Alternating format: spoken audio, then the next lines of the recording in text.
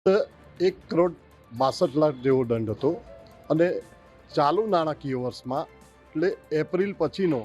4,31,00,000 જેવો માતબર રકમ દંડ જો વસૂલવામાં આવતો હોય તો તેનો સીધો મતલબ એ થાય છે કાં તો ચોરી વધી છે, ભૂસ્તરશાસ્ત્રીના અધિકારીઓ કાં તો કામગીરી કરી રહ્યા છે કે નહીં તે પણ પ્રશ્નાર્થ છે. જો આવો જ દંડની રકમ અનેક ગણી વધી હોય તો બે પ્રશ્ન થઈ શકે. કાં તો ચોરો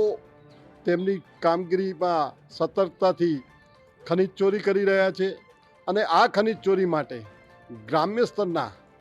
જે પણ ખરાબાઓ છે તે પણ માં ચોરી થઈ રહી છે. એટલે ગ્રામ્ય સ્તરના જવાબદાર તલાટી કમ મંત્રીશ્રીઓ